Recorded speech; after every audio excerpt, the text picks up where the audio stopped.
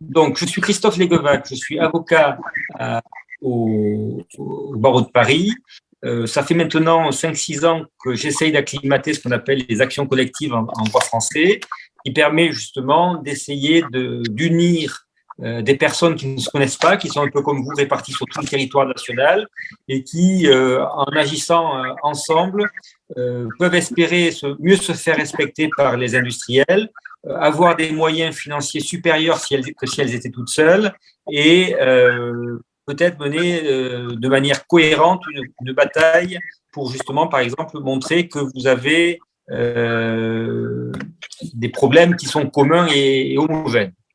Donc ça, c'est pour cela on a créé, je ne sais pas si vous l'avez vu, un site qui s'appelle myleo.legal, qui est une plateforme dont l'objectif est de vous faciliter la vie. C'est-à-dire que vous vous inscrivez en ligne, vous signez toutes les conventions en ligne et surtout, vous pouvez ensuite à la fois transmettre les documents qui vont vous être demandés en ligne et suivre l'avancée des procédures au fur et à mesure justement de ce qui se passe. Et en plus de la plateforme, nous avons l'habitude de faire à la fois des réunions comme celles que nous faisons en ce moment, d'informer régulièrement par ce qu'on appelle des newsletters les participants, ce qui fait que vous avez une visibilité assez précise des actions qui sont menées et vous savez à peu près où ça va. Nous avons un dossier qui est très proche du dossier Peugeot Stellantis, c'est le dossier de Renault. Alors, peut-être qu'on va commencer par cela. Je crois donc qu'il y a donc une ou deux personnes qui sont des utilisateurs de Renault. Je vais peut-être leur passer la parole pour qu'elles vous expliquent rapidement comment elles ont vécu les problèmes avec Renault et surtout comment on leur a apporté quelques solutions par la procédure en question. Donc, je ne sais plus la dame qui parlait tout à l'heure.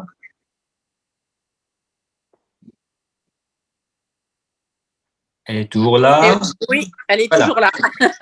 Très bien. Alors, vous avez la parole.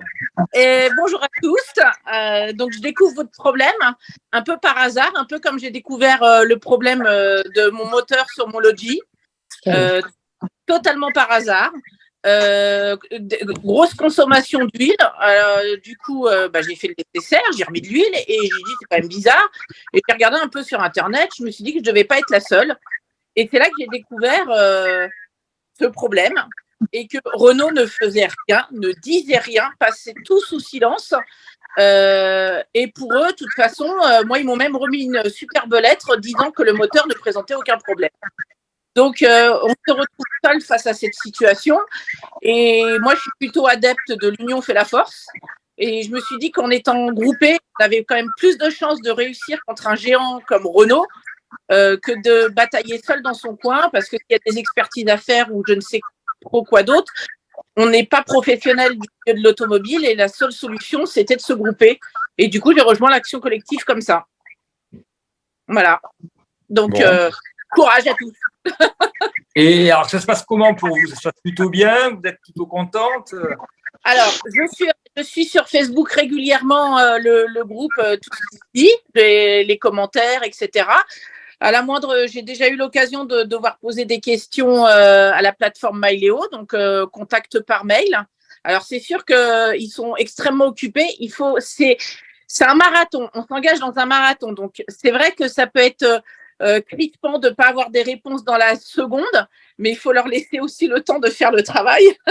Et voilà, il faut être patient parce que vraiment, ça risque d'être très long. Il ne faut surtout pas se décourager. Les réponses arrivent. De toute façon, Renault, nous, dans notre cas, va faire sûrement des appels et je ne sais trop quoi d'autre. Et moi, je suis partie dans l'objectif d'un marathon et sûrement pas d'un sprint. Donc, voilà. Et ça se passe bien. Ça demande de l'investissement pour se tenir au courant de ce qui se passe. Et c'est pas forcément évident, mais on s'en sort très bien. Bon, c'est très bien. Je crois qu'il y a une autre personne qui était j'ai vu passer moteur Renault, si elle veut témoigner, elle pourra prendre la parole. Ce que je voulais vous dire qui est important, et puis peut-être que des membres de l'équipe pourront compléter cette information, c'est que le dossier Stellantis est quand même différent du dossier Renault. Il est plus complexe d'une certaine façon, parce que déjà, il y a un très grand nombre de véhicules différents qui sont concernés. Je crois que l'équipe a compté qu'il y avait plus de 80 modèles différents qui sont concernés par ce moteur. Ouais. Ce qui est différent aussi, et qui va certainement, on va en reparler, pour le moment, nous n'avons pas, contrairement à Renault, des preuves extérieures comme les premiers rapports qui avaient été publiés par Que Choisir en 2019, montrant que Renault avait une connaissance, que ici ça serait Stellantis, que Stellantis avait une connaissance du risque sériel depuis le début. Alors, on a des débuts de choses, on a des documents, on commence à avoir des pistes, on a le fait que vous êtes déjà très nombreux, ce qui est quand même pas, qui est un signal important, mais on n'a pas, comme pour le dossier Renault, un document, à moins que vous l'ayez et qu'on ne l'a pas encore, mais en tout cas moi je n'ai pas vu, de documents émanant directement du constructeur ou du fabricant de moteur, parce que là en plus il y a une difficulté, c'est que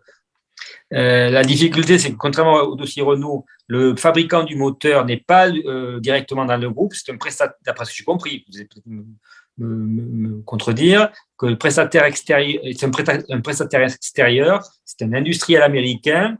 Le fait qu'il soit américain, ce n'est pas non plus fait pour faciliter les choses. Donc, voilà un petit peu ce qu'on pourrait dire pour commencer. Et peut-être que pour continuer, Sébastien pourrait reprendre la parole pour nous faire justement un petit topo de ce que lui sait du dossier et voir un petit peu comment on peut avancer. Et je pourrais comme ça répondre au monsieur tout à l'heure qui a un numéro, pas un nom, 65 93 10, pour savoir quelles sont les pistes de droit qu'on pourrait évoquer et ensuite comment contrer les contre-attaques. Ouais, bah, du coup, moi j'ai commencé à avoir eu des problèmes, c'était fin 2020, où en gros on m'avait fait une mise à jour du calculateur.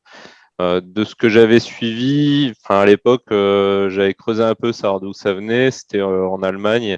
Il y avait eu un presque accident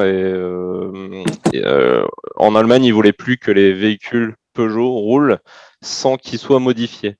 De là, Peugeot avait démenti en disant bah non, nos véhicules sont sécuritaires, il n'y a pas de souci. Et en fait, quelques temps après, il y a eu un démenti en disant oui, effectivement, on va faire une mise à jour.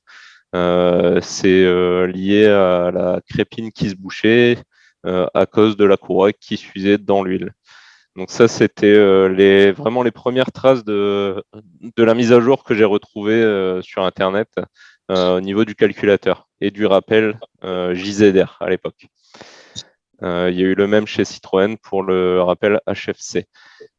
Donc effectivement, déjà, la différence avec le Renault, c'est que là, il y a eu un rappel de fait. C'est plutôt bien, ça. Ouais, Peugeot a réagi. Par contre, c'est quand même aux frais du client. Alors, je dois être Sébastien parce que c'est pas simplement Peugeot a réagi, c'est aussi la preuve qu'il y a un problème. Oui. On ne fait pas un rappel par hasard.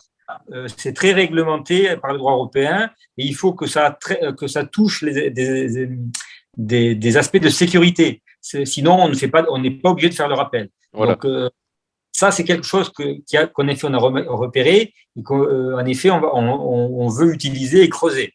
Mais qu'est-ce qu'on a d'autre ?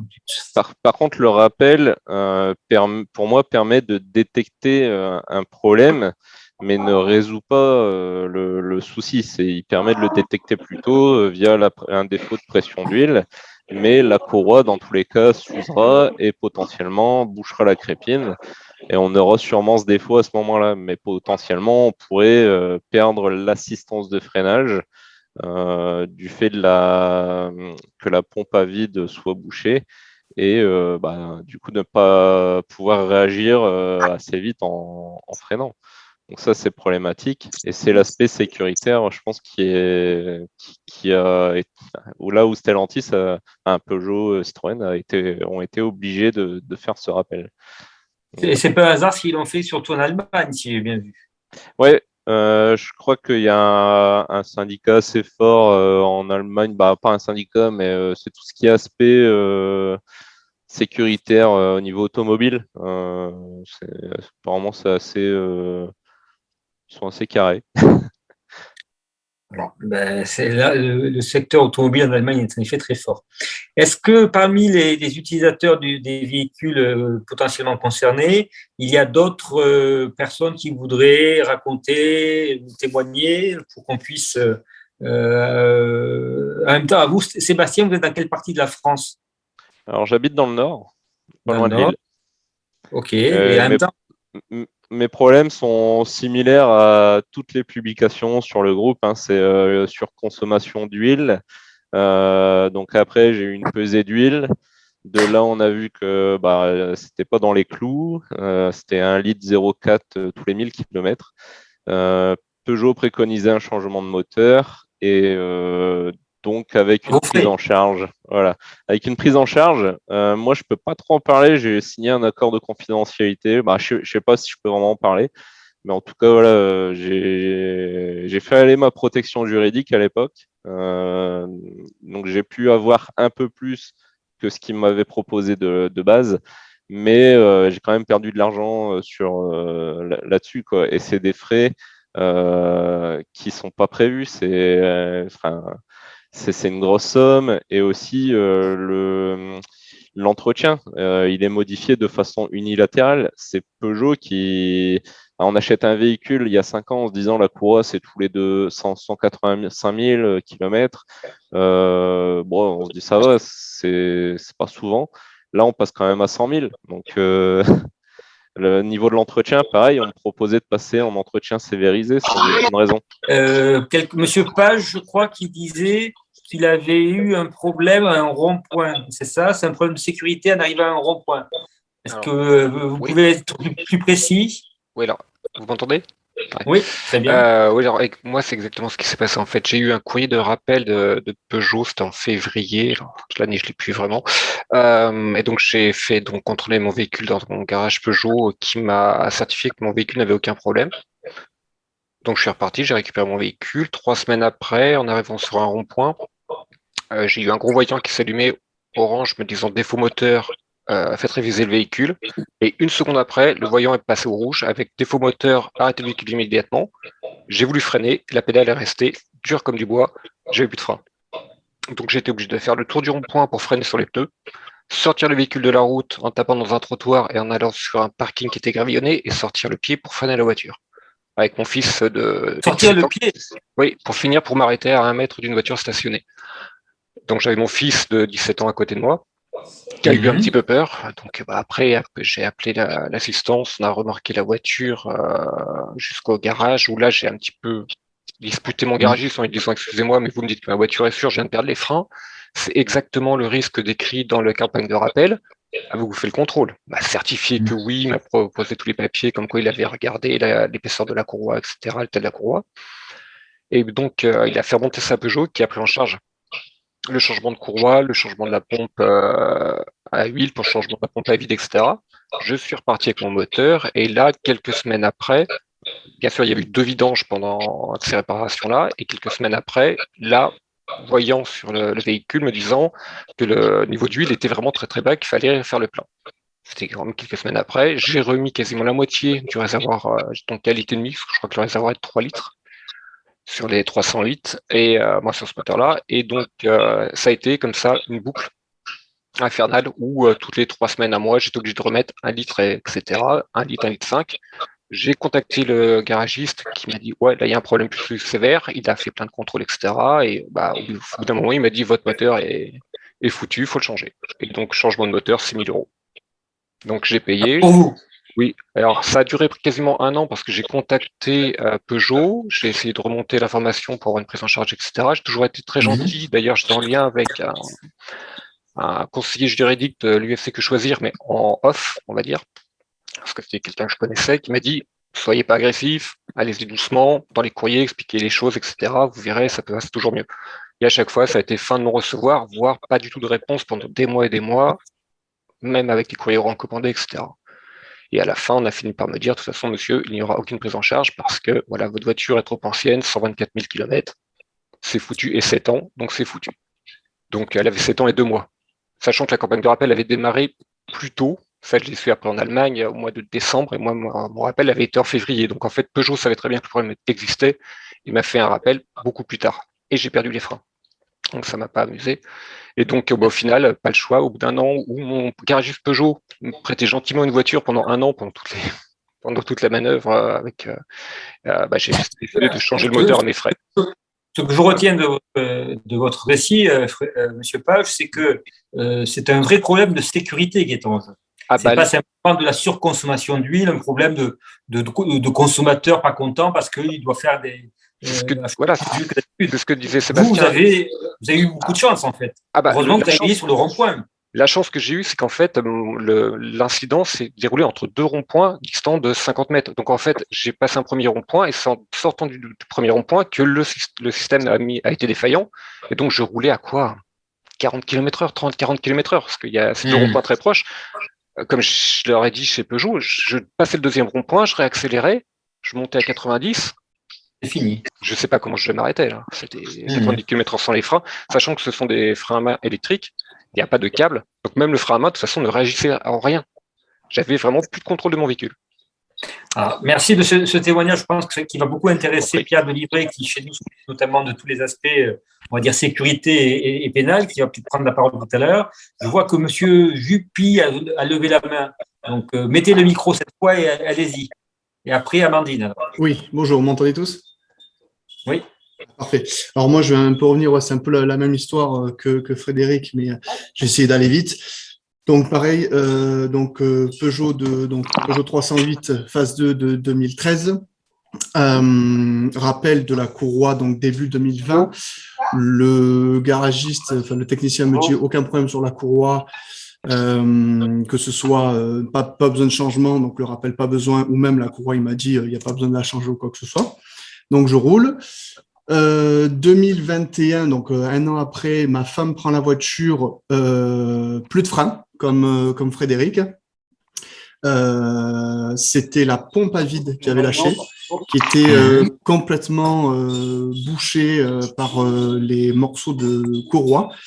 Donc à mes frais, 500 € de réparation. Le garagiste a été très professionnel et sur la facture, il a bien marqué qu'il avait constaté que c'était bien des morceaux de courroie de distribution qui étaient dans la pompe à vide. Donc, ce qui permet d'avoir un avis de professionnel qui dit clairement, OK, bon, lui, il constate un problème. Suite à ça, j'ai contacté Peugeot. Peugeot me disent, tout ce qu'on peut faire, c'est un diagnostic. Tant qu'il n'y a pas de diagnostic, on peut rien vous dire. OK, diagnostic, 140 € pour ma pomme. Il me dit, oui, OK, la courroie est morte, je demande une prise en charge par Peugeot. OK, demande à Peugeot redescend, on prend rien en charge, plus de 100 000 km, c'est à la charge du client. Donc à base, ça devait être 1 500 ou 2 000 €. Et le collègue, donc le garagiste, il a démonté il a dit, je vais tout démonter. Il a juste eu besoin de démonter la crépine qui était complètement bouchée. Il m'a dit, je suis allé pas plus loin. C'est bon, le moteur, il est mort. Je vous fais un devis à 9 000 €. Les 6 000 tout à l'heure, je sais plus qui là de Frédéric. Voilà, moi c'est le prix du véhicule. Voilà, exactement. C'est à quasi l'Argus. Donc j'ai dit, non, je vais voir avec Peugeot, le SAV.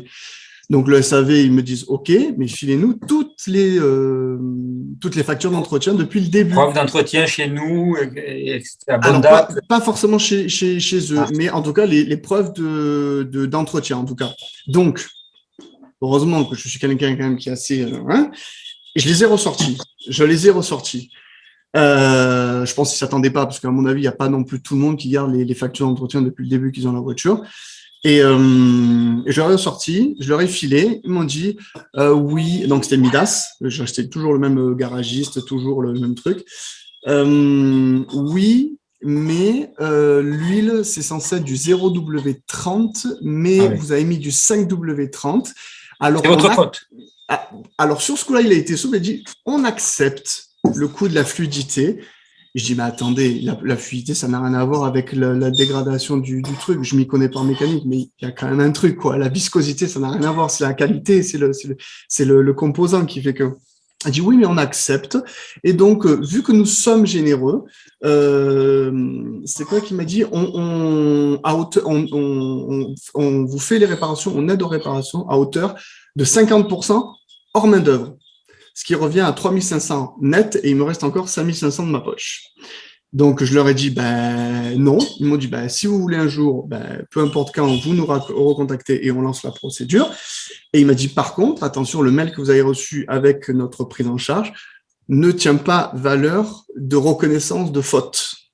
C'est juste que c'est ce qu'ils disent. Voilà, on est gentil, on est Peugeot, Oui, on c'est peut un vous geste garder comme commercial. client. Voilà, exactement. Et donc, c'est juste pour vous aider. Sinon, après, c'est comme ça. Et donc, suite à ça, je vais aller revoir mon garagiste. Il m'a dit, OK, ben, c'est 9 000 euros, qu'est-ce qu'on fait? Je dis, ben, la voiture, je la récupère. Il m'a dit, par contre, vous la démarrez pas.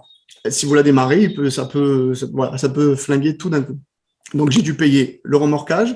Par chance, j'ai de la famille qui a un garage inutilisé, donc j'ai pu le mettre en place, enfin le mettre dans la voiture. Donc, le remorquage plus l'assurance, pour l'instant, je me suis dit, je garde l'assurance de la bagnole, je le mets au plus bas, au tiers, au cas où. Après, je peux toujours faire une attestation sur l'honneur qui dit qu'elle est sur cale, sans batterie débranchée et sans carburant, enfin carburant vidé. Et à partir de là, l'assurance peut être annulée.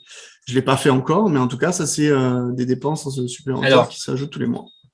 Julien, oui, ça fait des dépenses. Ça, on l'entend et on abordera cette question aussi lors du moment de la détermination du préjudice. On va peut-être prendre le témoignage d'Amandine. Alors, on va essayer de faire court. Mettez votre micro, Amandine. Ce que je vois qui est très important pour nous, c'est véritablement que, encore une fois, c'est pas qu'un problème de droit de la consommation, c'est un problème de sécurité. Il est incompréhensible qu'un industriel du type Peugeot, Citroën et Stellantis maintenant se comporte de la sorte. Amandine. Oui, très brièvement, merci déjà pour cette réunion, ce collectif. Moi, je suis tombée sur vous, mais complètement par hasard.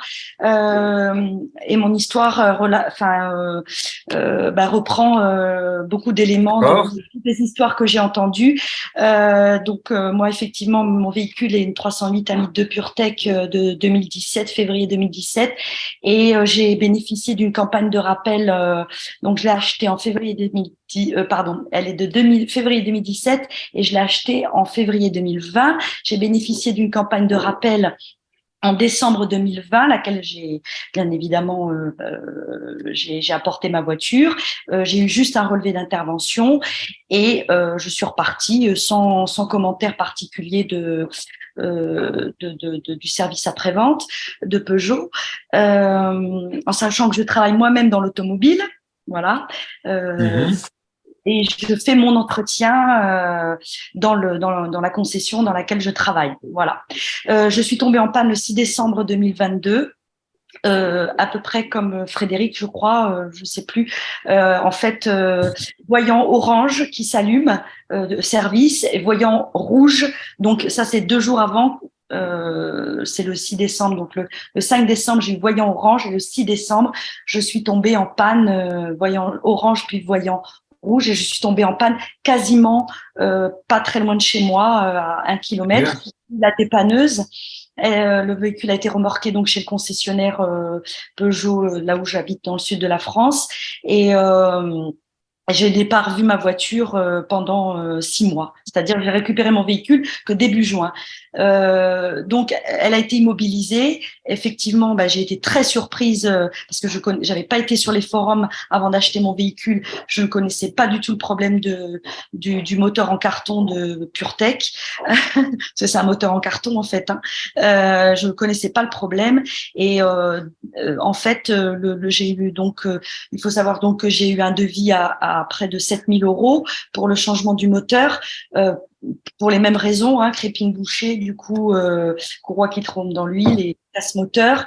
Heureusement, j'ai une protection juridique en or. Justement, vous permettez de passer justement à une question. Voilà, je passe Voilà, j'ai une protection juridique. Quand vous avez ce genre d'incident, comment réagissent vos compagnies d'assurance? Alors, moi, j'ai eu un prêt de véhicule. Parce que vous n'avez pas d'accident en réalité.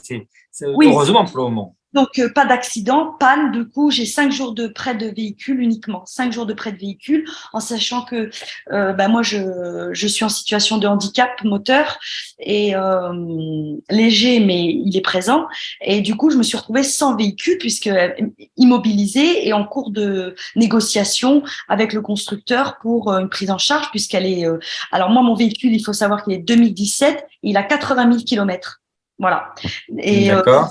casse moteur. Donc, pour parler avec mon assurance, 5 jours ouvrés pour avoir un véhicule de prêt. Et heureusement, j'ai une très bonne protection juridique. Et là, on a mis en place expertise, contre-expertise pour avoir au moins une prise en charge du constructeur et que j'ai bénéficié au bout de.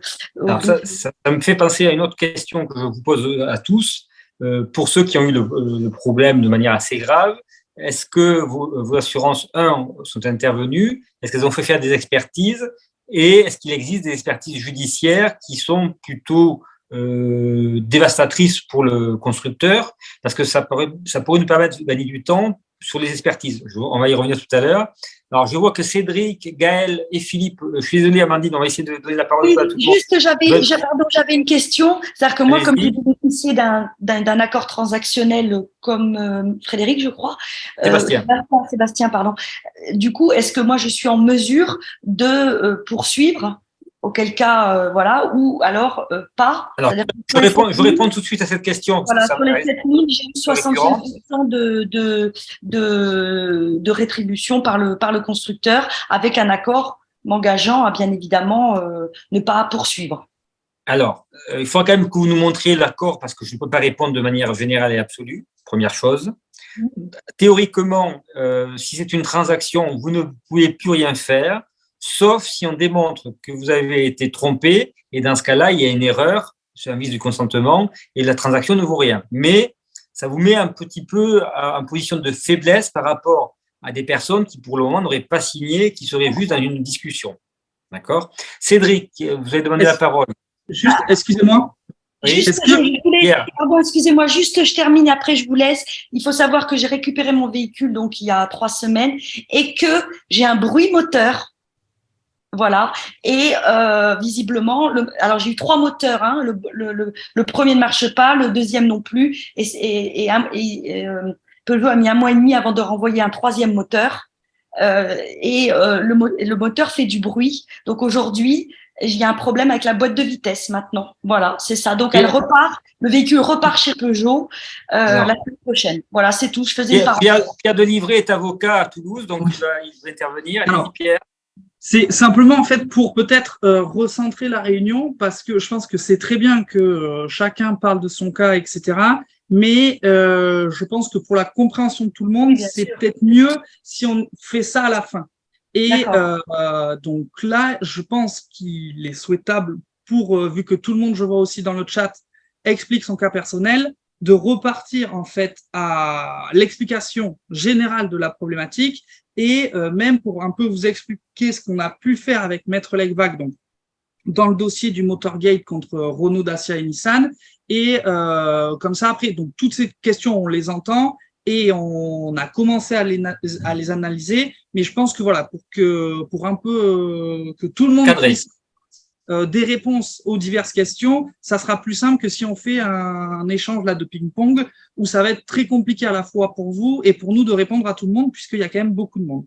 Donc, comme ça a été dit, on représente là déjà plus de 2000 clients dans un contentieux à l'encontre donc de Renault, Nissan et Dacia, qui est une problématique similaire, puisque, donc, sans rentrer dans le détail, mais grosso modo, il y a eu une augmentation des exigences en termes de pollution qui a fait que tous les petits moteurs des voitures en fait qui ont été commercialisés à partir de grosso modo 2012 en fait a amené tous les constructeurs automobiles en fait à revoir très rapidement les plans et la conception de tous leurs petits moteurs afin de pouvoir rentrer dans ces normes.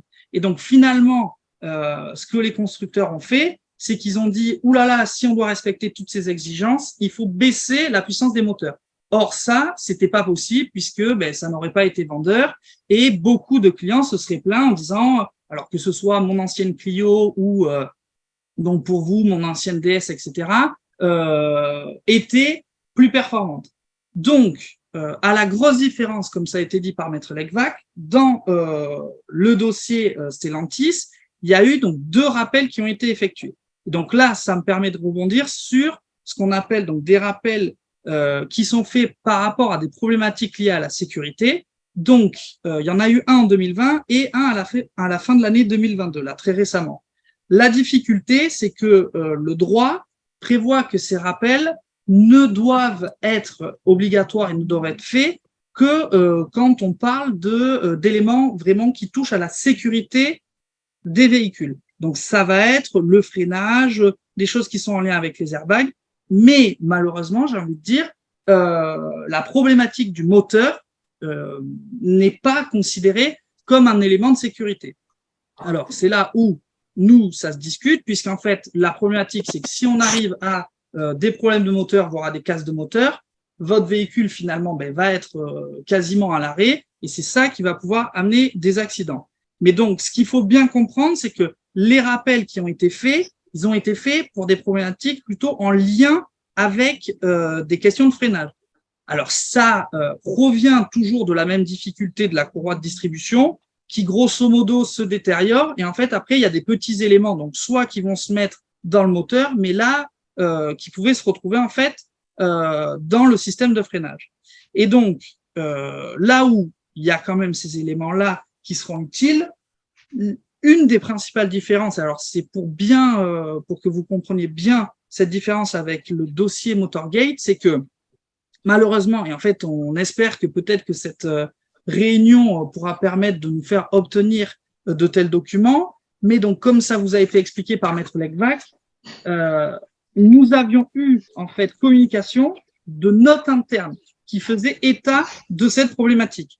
Donc, c'est-à-dire que vous aviez eu Renault et Nissan qui, en interne, avaient établi 2 notes, donc pour venir dire que il y avait un risque de surconsommation d'huile, etc., qui pouvait avoir des conséquences sur le moteur. Là, notre difficulté, nous, dans cette première étude qui a été faite donc de votre dossier, c'est qu'on n'a pas ce type de document. Donc, c'est pour ça que, alors après, je vais laisser Maître Legvac, parce que je parle beaucoup, vous expliquer peut-être… Il est avocat. Hein. Voilà, plus en détail, comment dire, les actions qui sont possibles, justement, pour venir remédier à cette difficulté. Quand on fait une action collective, il y a toujours un volet collectif, où il y a toujours un point commun entre vous tous. Ici, c'est le moteur. C'est le fait que ce moteur, apparemment, n'est pas bien conçu, a des problèmes, que ça se répète toujours dans les mêmes conditions et que vous êtes toujours maltraité par le service après-vente du fabricant. Ça, c'est le point de départ. Après, à un moment donné, il va y avoir des situations différentes parce que les véhicules seront tout neufs, pas très neufs, bien entretenus, mal entretenus, et ça sera étudié dans un deuxième.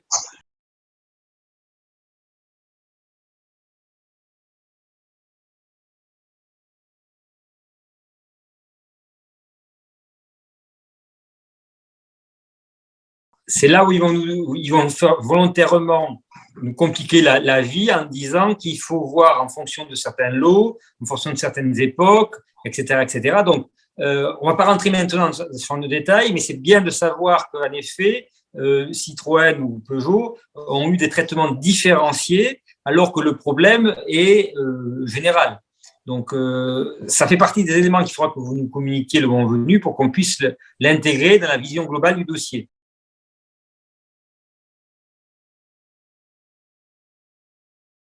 Gaël, il y a juste, ça me permet de mettre le doigt sur un point qui est très important.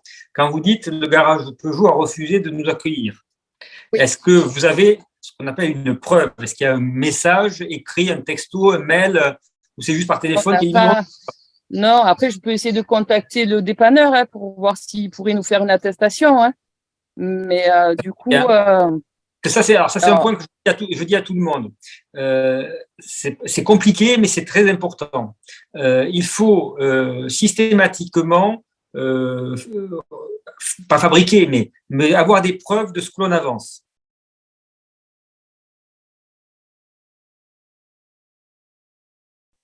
Et donc, vous avez donc décidé de faire une procédure avec votre avocat, ce qui est tout à fait normal. Vous allez partir, j'imagine, sur la garantie des vices cachés. Pas forcément. Alors, je ne sais pas si… Enfin, moi, je peux vous lire éventuellement quelques phrases du rapport d'expert, si vous voulez. Allez-y, ça peut être intéressant. Alors, c'est marqué que le défaut conceptuel de la courroie de distribution fournie par le constructeur Peugeot et installée dans le véhicule par le garage Intel est la cause de l'avarie et de l'altération du moteur. Ça, c'est suite à la première panne, au premier changement de courroie qui était intervenu 1 an et demi après l'achat du véhicule. Donc, ça a été pris en charge par la garantie constructeur. D'accord. Voilà. Le mot important que j'ai entendu, c'est défaut conceptuel. Parce que ça fait partie des éléments qui nous permettra éventuellement d'aller chercher les industriels. C'est à la fois, donc c'est dans la conception même du moteur qu'il y a ce vice. Et l'autre question qui va être importante pour nous, c'est de montrer le caractère sériel et récurrent. Voilà. Alors après, il y a d'autres phrases. C'est marqué que la courroie de distribution concernée se désagrège progressivement et les résidus qui s'en échappent viennent colmater la crépine de la pompe à huile du moteur. C'est la problématique qui est décrite tout systématiquement, en effet. Voilà. Après, donc l'expert, lui, a relevé le numéro de série de la courroie, enfin de la deuxième courroie de distribution, finalement, de la voiture, quoi. Et ensuite, c'est marqué, ce type de panne est récurrent sur ce modèle de motorisation. Très bien. D'ailleurs, le constructeur Peugeot a édité un bulletin technique spécifique nommé, alors je vous passe le numéro, dédié à son réseau pour traiter cette panne. Ah, mais vous voyez, ça, c'est très important parce que, alors, je fais une petite parenthèse, quand on fait une recherche de pièces, de documents contre un industriel, le droit français, contrairement au droit américain, nous oblige à être aussi précis que possible. Si vous avez la référence avec une date de numéro d'OTS ou la date du document, on peut exiger en justice la communication de ce document. Et c'est d'ailleurs l'une des pistes principales que nous, on voudrait privilégier, c'est-à-dire que si on arrive à mettre la main sur des documents anciens de Peugeot qui démontrent qu'ils ont connaissance depuis, je sais pas, depuis 2019 de ce problème, et que pour autant, ils ont continué à vendre des véhicules et ils n'ont pas informé les consommateurs que vous êtes des changements qui étaient nécessaires, c'est un élément très important pour prouver leur mauvaise foi.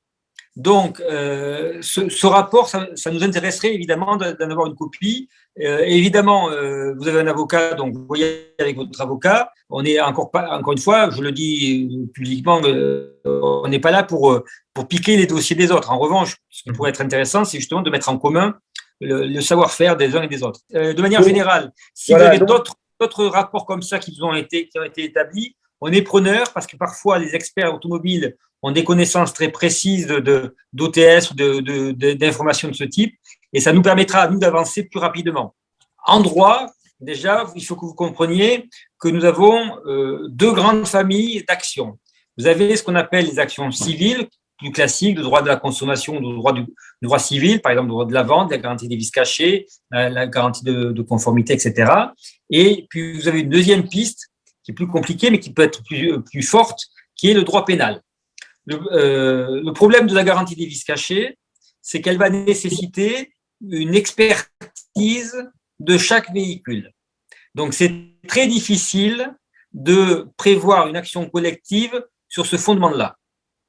D'accord ? Et en plus, ça risque d'être très coûteux et très dispendieux en temps, parce qu'il n'est pas certain que si vous êtes véritablement des milliers, comme semble l'indiquer le site mis en place par le site de Sébastien et les abonnés à la page Facebook, vous êtes plus de 7000 de mémoire.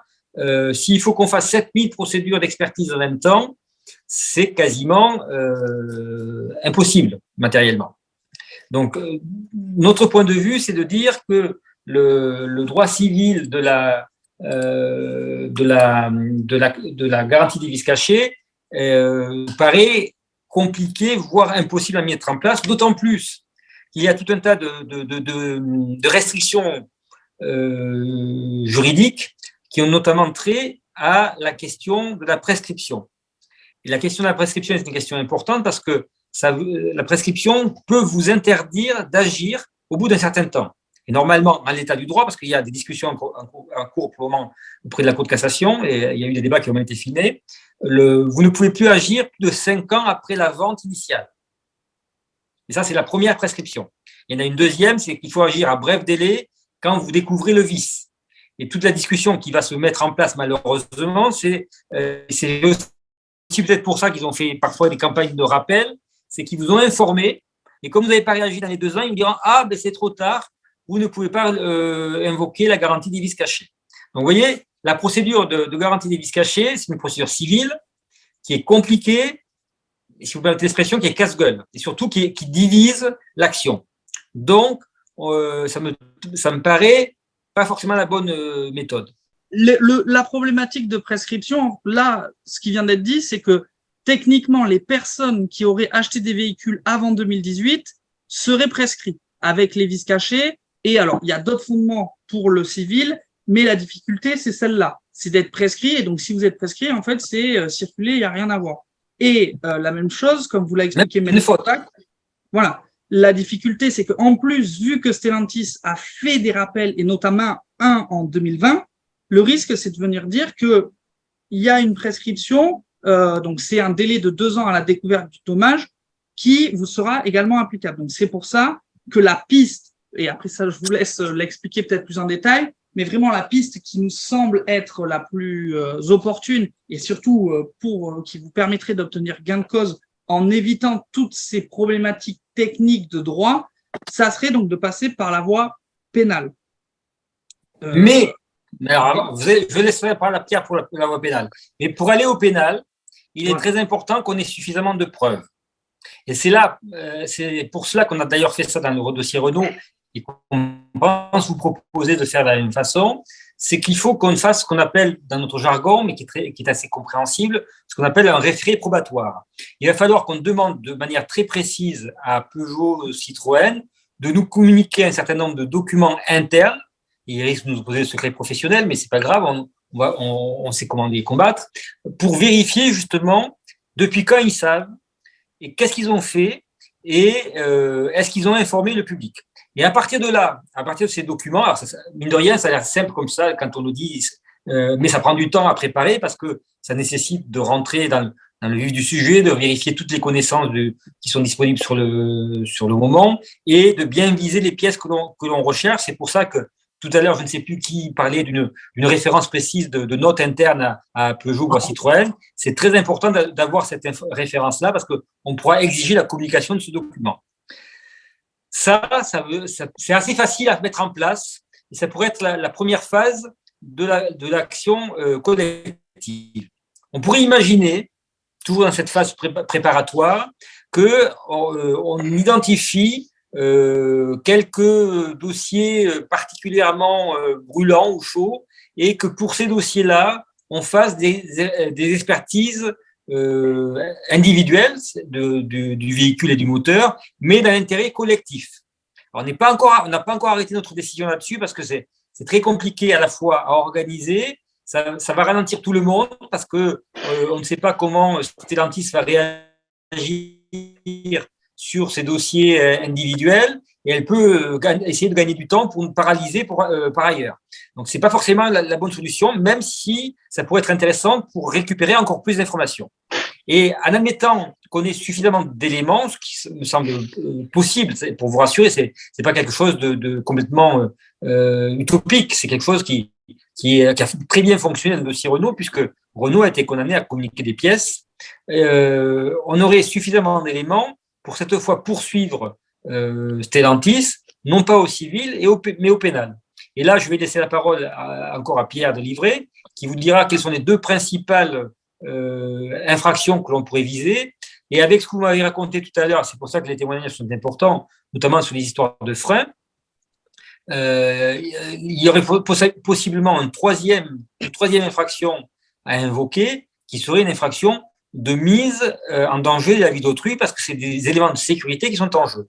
Et puis, peut-être que dans les témoignages, vous avez pour le moment évité les accidents, mais peut-être que vous avez connaissance d'accidents plus ou moins graves qui pourraient justifier que là, on poursuive pour des coups et blessures involontaires parce que, encore une fois, ils auraient pu être évités si on avait fait le nécessaire.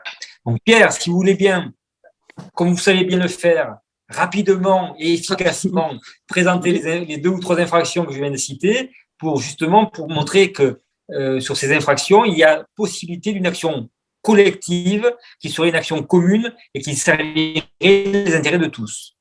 Oui. Alors d'abord, pour rebondir sur la question de la prescription qui a été abordée tout à l'heure, et je viens de mettre un message dans le chat là pour venir expliquer en fait pourquoi ça va être compliqué sur le fondement des vices cachés. là où le pénal nous offre cette possibilité d'agir, c'est que le délai de prescription au pénal est pour les délits de 6 ans. Donc déjà, on gagne de nombreuses années. Et surtout, on peut faire partir ce délai de 6 ans à compter donc de la découverte du dommage qui pourrait être fixé, donc selon toute vraisemblance, à la date du premier appel, soit 2020. Donc ce qui laisserait du temps pour agir, puisque là, ça voudrait dire que, grosso modo, vous avez jusqu'à 2026. Donc, une fois que cette question de la prescription a été résolue, et après, on pourra l'aborder si des gens n'ont pas forcément compris cette problématique. Donc voilà, il y a plusieurs infractions qui pourraient être visées. Donc, il y a d'abord ce qu'on appelle en fait l'infraction de tromperie, qui est grosso modo un équivalent du vice caché, mais appliqué au pénal. Et donc, c'est l'infraction, j'ai envie de dire, phare dans ce type de dossier et dans tous les dossiers où des industriels doivent faire face à leurs responsabilités, qui est en fait mise en avant et surtout qui a des chances d'aboutir. Puisque finalement, alors sans rentrer trop dans les détails, les éléments qui permettent de caractériser ce délit sont suffisamment larges pour permettre de venir faire condamner un industriel qui donc aurait trompé son co-contractant au moment de la vente, donc là pour vous, d'un véhicule, en venant expliquer que ils savaient que leur véhicule avait un problème de conception, avait un défaut, mais ils vous l'ont quand même vendu sans vous informer de cette problématique. Donc ça, c'est la première infraction. J'ai envie de dire, c'est une des plus simples peut-être à comprendre. Et donc ensuite, vous avez à démontrer aussi. Et à démontrer surtout. Voilà. Donc ensuite, vous avez celle qui est de la mise en danger de la vie d'autrui. Donc là, c'est le fait de venir dire que l'utilisation de votre véhicule a fait naître un risque qui, alors, aurait pu ou qui pourrait avoir encore à l'avenir comme conséquence de mettre en danger votre vie. Donc ça, c'est assez compliqué à démontrer au niveau juridique, puisque il faut arriver en fait à démontrer une sorte de lien de causalité entre un défaut, donc là du véhicule en l'occurrence, et un risque.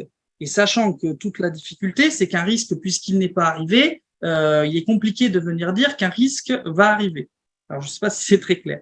Mais donc c'est pour ça que si jamais des gens ont eu des accidents, alors là on passe sur ce qu'on appelle en fait des blessures involontaires, et alors dans le cas qui serait terrible, une personne décéderait à la suite d'un accident, c'est l'homicide involontaire. Et là, on retrouve encore ce concept juridique du lien de causalité, où finalement, il va falloir venir démontrer que l'accident ou donc le risque, si on est en termes de mise en danger de la vie d'autrui, provient du défaut du véhicule. Et c'est donc pour ça qu'il est souhaitable de, auparavant de se lancer en fait dans cette procédure pénale, de venir avec le plus d'éléments probants, c'est-à-dire de preuves. Donc ça peut être voilà, les expertises.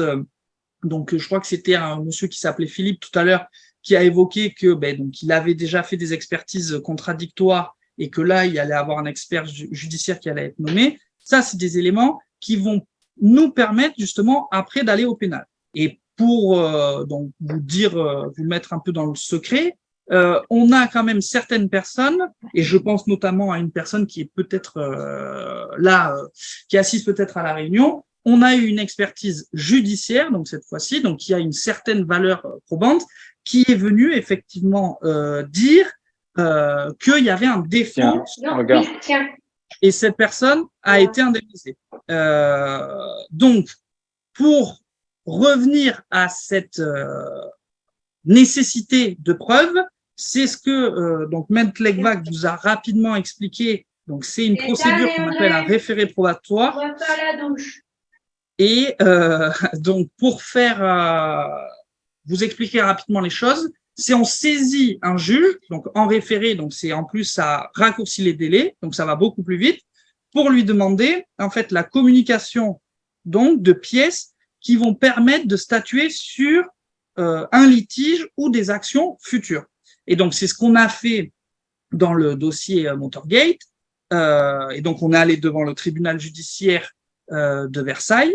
Et d'ailleurs, en regardant rapidement, si j'ai bien compris, il y a un siège social qui est situé à Poissy de Stellantis. Donc, on pourrait se retrouver devant cette même juridiction pour faire ce référé probatoire.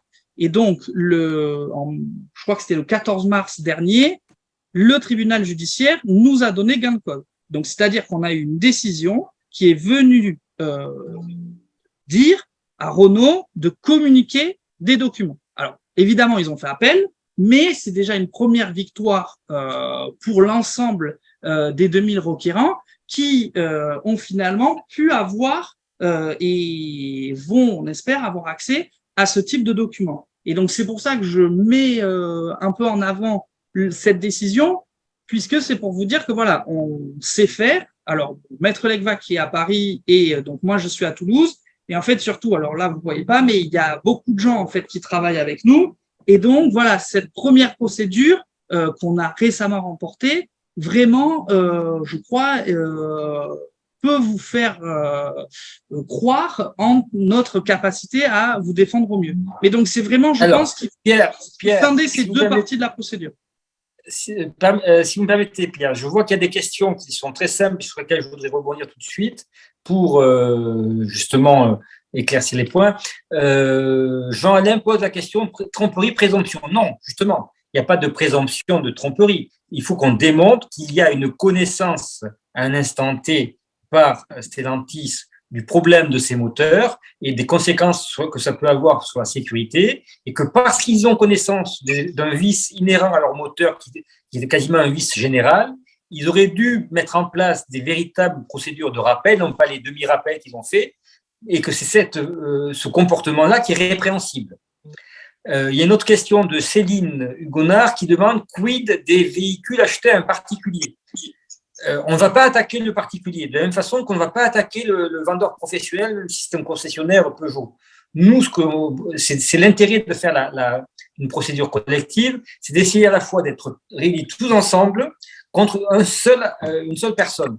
Parce que sinon, si on commence à diviser les attaques, c'est autant de difficultés procédurales qui vont surgir et autant de pertes de temps. Donc, l'idée, c'est qu'on a un seul interlocuteur qui est, on va dire, Stellantis, que ce soit Peugeot, Citroën, je n'ai pas encore étudié la composition exacte du groupe, qui a, en connaissance de cause, fabriqué des véhicules vicieux et qui les a vendus, toujours pareil, en connaissance de cause, sans vous en avertir. Ça, c'est la tromperie.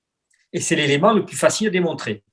Il y a ça, mais il y a aussi, en fait, sur les procédures de rappel qui ont été effectuées, alors sans être trop technique, mais ça provient principalement de règlements européens qui ont été après donc codifiés dans le Code de la consommation. Mais lorsque vous avez un rappel d'un produit qui est dangereux qui est effectué, il faut que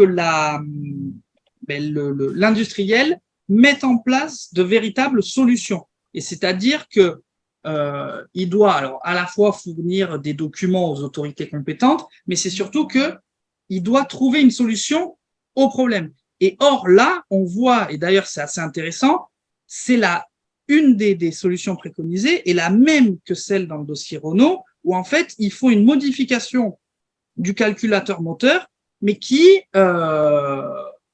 n'empêche pas en fait à nouveau les pannes. Et donc là encore, on va pouvoir démontrer une tromperie à ce niveau-là, donc à la fois au niveau de la vente du véhicule, mais aussi au moment en fait du rappel, où ce rappel n'a pas été fait de façon suffisamment efficace, puisque, alors semble-t-il, il faudra travailler cette question vraiment plus en détail, mais semble-t-il, vu qu'aucune action et aucune solution véritablement efficace n'a été trouvée et n'a pu être proposée en fait aux consommateurs, là encore, ils sont auteurs d'une tromperie. Alors, excusez-moi, est-ce que je peux intervenir ou pas? Bien sûr. Moi, je pense que Peugeot a connaissance un peu du problème sur la courroie, puisque ils ont modifié les plans d'entretien, c'est ce que je disais un peu sur le chat. Moi, quand j'ai acheté mon véhicule, l'entretien, c'était changement à 150 000 km pour la courroie et entretien tous les 25 000. Et un an ou un an et demi après ou 2 ans, c'est passé à 20 000 km et courroie à 100 000 km. Donc, obligatoirement, ils ont eu connaissance du problème, quoi. Sauf que ça n'a pas résolu parce que moi, j'ai fait 2 courants en 50 000 km. Alors, j'entends, mais ce qu'il faut que vous reteniez, qui est très important, c'est qu'en matière judiciaire et surtout en matière pénale, la preuve est un élément déterminant. C'est-à-dire que ce que vous dites là, c'est pas une présomption, c'est une analyse. Il faut que nous, on arrive à trouver des éléments qui confirment cette analyse. C'est pour ça qu'il est, d'après moi, indispensable de mener à bien cette campagne de vérification et de collecte d'informations pour justement aller plus tranquillement dans cette procédure. Ça me permet d'enchaîner sur une question qui est une question récurrente, c'est que les assureurs suivent ça encore une fois de très près, et ils ont vu que ce qu'on a fait dans le dossier Renault, c'était pas ni complètement débile, ni complètement inutile. Donc, ça veut dire que normalement, quand vous avez une bonne assurance, votre assurance protection juridique, qui est comprise dans l'assurance automobile, doit vous suivre. Et ils ont et on avait fait pour Renault une lettre explicative qu'on avait distribuée à toutes les personnes qui en avaient besoin et ils l'ont montré à leur assureur. Et à ma connaissance, on n'a pas eu un seul refus de prise en charge par les assurances. Donc ça, c'est un point important parce que autant si vous leur dites de faire une procédure de garantie des vices cachés, ils peuvent vous opposer à juste titre les arguments que j'ai déjà évoqués, autant là, sur le pénal, ils ne peuvent pas. Question bête, il n'y a jamais de question bête, de Olivier Butard. Alors, peut-on rester en action collective si on a revendu la voiture? Oui. Alors, ça me permet d'avenir sur un autre sujet, c'est que vous avez subi un préjudice quoi qu'il arrive. Ce qui fait que si vous avez un préjudice, vous avez un intérêt à agir. Le préjudice, quel est-il? D'abord, vous avez eu un préjudice moral parce que vous avez conduit un véhicule qui vous a exposé à un danger et ça, c'est déjà préjudiciable. Deuxièmement, vous avez peut-être dû faire des frais pour entretenir ce véhicule alors que normalement, vous n'auriez pas dû les faire. Exemple, la surconsommation d'huile. Troisièmement, vous pouvez avoir un préjudice économique qui serait un préjudice qui est lié au fait que vous avez revendu la voiture moins cher que ce à quoi vous espériez la vendre. Donc, si vous avez un préjudice, vous avez un intérêt à agir. Je continue la liste des questions là. Alors, tac. Oui, allez-y. Pardon, vite fait, rapidement. Oui, moi, je compte vendre ma voiture. C'est pour la rentrée. Voilà. Et j'avais une question. Est-ce que dans le collectif, vous nommez les personnes? Parce que moi, je vais vous le dire clairement, je travaille dans le groupe Stellantis, pas pour Peugeot, mais pour une autre marque qui appartient au groupe Stellantis. Donc, moi, je ne tiens pas à perdre mon travail, par exemple. Donc, quel est le lien est-ce que on est nommé? Est-ce que c'est une bonne question. Ah, merci. C'est une action collective. C'est-à-dire que quand on fait une action en justice, il y a ce qu'on appelle au civil une assignation. L'assignation, c'est un acte d'huissier qui va lister les demandeurs et qui va lister les personnes que l'on attaque. Donc, forcément, si vous souhaitez participer, vous allez avoir votre nom qui va figurer dans la liste des demandeurs. Oui, bien sûr. Donc, si vous ne voulez pas être dans cette liste, et c'est bien évidemment, cette liste est ensuite communiquée à l'entreprise en face, qui va, parce qu'elle a en plus des données informatiques très précises, qui va identifier votre véhicule et qui va vous permettre de dire attention, elle a fait l'entretien comme il faut, etc., etc. Donc, c'est normal de savoir qui sont les personnes qui, entre guillemets, accusent telle ou telle entreprise. Donc, si vous ne voulez pas apparaître, bien ça veut dire qu'il ne faut pas que vous participez à l'action collective. C'est vrai aussi dans la plainte pénale. Il faut permettre d'abord au procureur et ensuite au juge de savoir exactement pourquoi vous portez plainte, pour justement vérifier votre intérêt à agir. Parce qu'autrement, n'importe qui pourrait venir et dire j'accuse Stellantis je ne sais quoi. Il faudra donc démontrer pour chacun de vous dans le dossier. D'ailleurs, ça me fait penser que ça me permettra de vous expliquer quelles sont les pièces qu'on va vous demander. Il va falloir communiquer au moins la carte grise et au moins la facture d'achat du véhicule pour bien montrer qu'à un moment donné, vous ayez bien un véhicule qui est concerné par ce problème.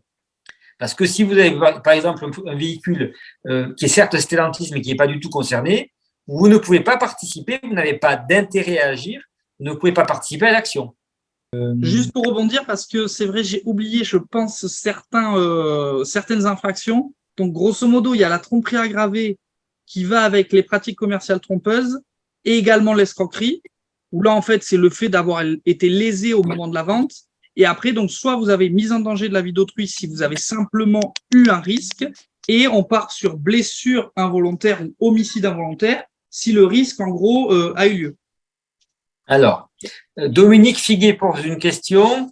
Peut-on évoquer le fait que le défaut de cette courroie entraîne un usage non conforme du véhicule, d'une part, surconsommation, et d'autre part, nécessité de changer le moteur à 5 000 km? Ça fait partie, pour moi, de la tromperie, c'est-à-dire que les qualités substantielles du produit qui ne sont pas respectées. Quand on achète un véhicule, normalement, on espère bien qu'il roule un peu plus que 5 000 km. Donc, tout ça, ça fait partie de cet ensemble-là. Où peut-on trouver le courrier pour l'assurance? Le courrier n'a pas été fait parce que pour le moment, on n'a pas encore lancé d'action collective. J'y reviendrai tout à l'heure. Maxime.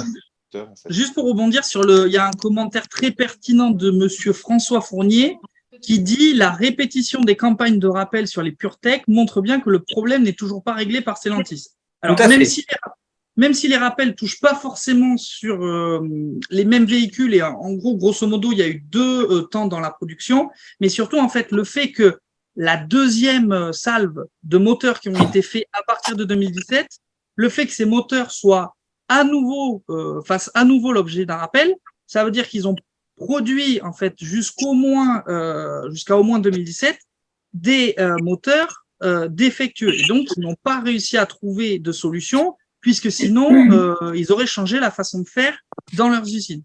Et ça, c'est quelque chose, c'est un autre dossier qu'on a au cabinet, où effectivement, il y a eu un rappel, donc c'est pour des appareils du sommeil, alors je me souviens plus comment ça s'appelle, des les respirateurs, voilà, pour l'apnée du sommeil, pardon, je suis un peu fatigué, où en fait, c'est pareil, donc la marque avait fait un rappel, et en fait, le fait que il n'ait pas changé en fait la façon de faire de ces respirateurs démontre qu'ils n'ont pas trouvé la solution aux problèmes rencontrés. Alors, après, peut-on faire une action personnelle judiciaire et adhérer à l'action collective? Ça n'a pas beaucoup de sens. Parce que soit l'action personnelle judiciaire va aboutir, et dans ce cas-là, pourquoi participer à l'action collective?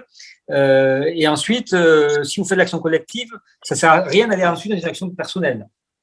Le troisième fondement pour Gatien, on l'a évoqué, le temps d'immobilisation, de réparation est parfois de plusieurs mois, c'est un préjudice en effet, surtout si on facture des frais de gardiennage. Puis-je participer à l'action collective si je résidais en France lors de l'achat du véhicule, mais que j'ai déménagé à l'étranger? L'important, c'est le véhicule. Le point de rattachement, ce n'est pas votre lieu de résidence, c'est le fait que vous avez acheté un véhicule concerné par le problème et que vous avez été donc trompé, pour faire simple, par Renault. Je veux bien découvrir tous ces problèmes, je fais sachant que je n'ai jamais eu de courrier de rappel. Ça, c'est vrai pour un très grand nombre de personnes. Donc, vous pouvez tout à fait participer à l'action qu'on va peut-être lancer, qu'on va même lancer certainement à la rentrée, à l'automne. Peugeot est un baron de prise en charge pour ce type de panne qui laisse penser à une connaissance, c'est vrai. Autre point, mieux. Alors, bonne question de M. Prugnot. Quel est l'objectif de l'action collective? On ne va pas avoir pour objectif de faire changer la politique commerciale ou industrielle de Peugeot Citroën. En revanche, l'objectif, c'est pour chacun de vous d'être indemnisé de tous ces préjudices. C'est-à-dire que dans la phase qu'on appelle de liquidation du préjudice, on va étudier chaque dossier de manière individuelle. C'est là où on retrouve ce que je vous disais, il y a un aspect collectif et à la fin, il y a un aspect individuel. Et peut-être que pour M. Prugnon, le préjudice va être différent de celui de Marion parce que ce n'est pas le même modèle de véhicule, ce n'est pas le même prix, ce n'est pas intervenu au même moment, les frais de gardiennage ne sont pas les mêmes et il n'y a pas eu d'accident. Donc, ça veut dire que l'idée principale, c'est l'indemnisation du préjudice intégral. Donc, pour cela, il y aura, le moment venu, une détermination individuelle des préjudices. Mais pour ce qui est de la politique commerciale et industrielle, ce n'est pas de notre ressort et je ne pense pas qu'un juge s'aventure sur ce terrain-là parce que c'est trop compliqué, il va y avoir des querelles d'experts, etc., etc. En revanche, ce qui est certain, c'est que d'un point de vue commercial, en termes d'image, ça va faire des ordres et ils vont certainement avoir besoin de changer tout ça. Y a-t-il les numéros de série concernés précisément? Je ne peux pas répondre pour le moment parce que je n'ai pas la réponse. Ça fera certainement partie de découvertes que l'on fera au cours de justement des expertises, des mesures d'enquête qu'on va diligenter. Ok, au revoir Gaël. Perrine, qu'en est-il des 82 chevaux non concernés par les rappels? Ne présente-t-il pas un risque de créer un système de freinage? Je ne sais pas, mais visiblement, comme vous êtes 4 à approuver cette question, ça doit être une question qui est assez récurrente et qu'il va falloir que l'on regarde. Justement, juste pour répondre sur cette question, en fait, le fait que, je pense que pas la majorité, mais certains d'entre vous n'ont pas fait l'objet en fait de ce rappel. Donc, il y a notamment ce type de véhicules-là qui, eux, n'ont carrément pas été concernés. Alors, ça veut peut-être dire qu'il n'y a pas de problème, mais ça veut aussi peut-être dire qu'il y a un problème. Et d'où l'intérêt en fait de faire cette procédure en amont de référé probatoire qui permettra d'obtenir des documents. Et donc là, on pourrait découvrir que finalement, c'est pas juste tel type de moteur ou telle série qui a été faite dans telle usine, mais que ça concerne soit l'ensemble des Citroën, etc. Donc c'est c'est des questions, on ne peut pas vous répondre en fait là tout de suite, mais justement les procédures qu'on a commencé à mettre de côté en réfléchissant avec toute l'équipe permettront de répondre à ces questions. Bonjour à tous. Justement, moi, par rapport à ce que disait Pierre sur les moteurs qui n'ont pas été concernés par le rappel, moi, donc j'ai une voiture 2018 qui n'est pas concernée par le rappel, mais qui a ce type de problème. Donc, je suis en cours d'une expertise, en train de faire une expertise contradictoire. Enfin, elle a été faite en juillet de l'année dernière, mais ça traîne un petit peu. Et du coup, j'ai les documents de l'expert qui dit que ces dysfonctionnements ont été rencontrés sur des véhicules similaires équipés de la même motorisation. Très bien. Il parle de la dégradation de la courroie. Voilà, donc ce document, je pourrais vous le transférer. Voilà, mais il conclut par que le constructeur a refusé toute participation commerciale compte tenu de l'année de mise en circulation du véhicule. Donc 2018, pas de rappel pour eux, et de l'absence d'entretien du véhicule dans le réseau depuis 2020, c'est-à-dire que j'ai respecté les préconisations, mais la dernière vidange elle a été faite par mes soins, donc c'est pas valable pour eux, c'est à cause de ça. Est-ce que l'action sera européenne, vraiment? Quelqu'un en Belgique ou en Suisse pourra Elle peut, alors, ce qui est important, c'est que peut-être que pour la partie d'enquête, de référé probatoire, il n'y aura pas besoin d'avoir des personnes qui soient dans toute l'Europe. En revanche, on pourra, et comme on aura un peu plus de temps pour se préparer, on peut très bien imaginer que ce soit ouvert à d'autres pays, d'autres consommateurs de l'Union européenne, tout simplement parce que le fait générateur, c'est-à-dire la fabrication et la prise de décision de la tromperie, se sont faits au siège de Peugeot Citroën, c'est-à-dire en France. Et que quel que soit l'endroit où vous habitez, quel que soit l'endroit où vous utilisez votre véhicule, vous pouvez quand même venir sur le territoire français pour cette raison. Ça serait différent si, par exemple, les véhicules étaient fabriqués en Tchécoslovaquie et que la société était basée en Allemagne. Là, on ne pourrait pas faire forcément venir tout le monde en France. Donc, la solution qu'on préconise, c'est d'abord de faire une action collective plutôt que des actions individuelles séparées et où vous allez vous faire manger par le grand méchant loup Stellantis. Deuxièmement, c'est de faire cette action en 2 temps.